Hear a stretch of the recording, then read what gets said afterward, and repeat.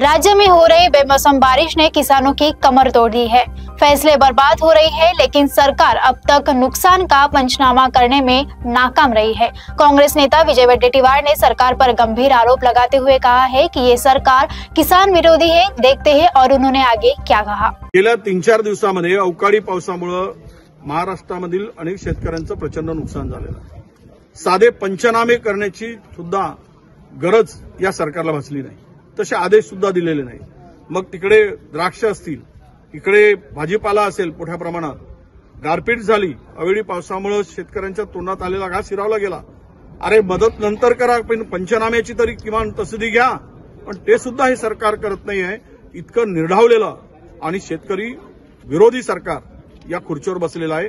गेल्या 2 वर्षातून शेतकऱ्यांना अनेक संकटाला सामोरं जात असताना त्याचे पैसे सुद्धा दिले नाहीत। कर्जमाफी तर दूर राहिली, ते तर बेईमानीच करतायत, त्या शेतकऱ्यांशी फसवणूक करताय। पण एवढं नुकसान होऊन हे तातडीनं पंचनामे करून या शेतकऱ्यांना दिलासा दिला पाहिजे, नाहीतर या लोकांना रस्त्यावर फिरू देऊ नका, असंही आवाहन मी शेतकऱ्यांना करतोय।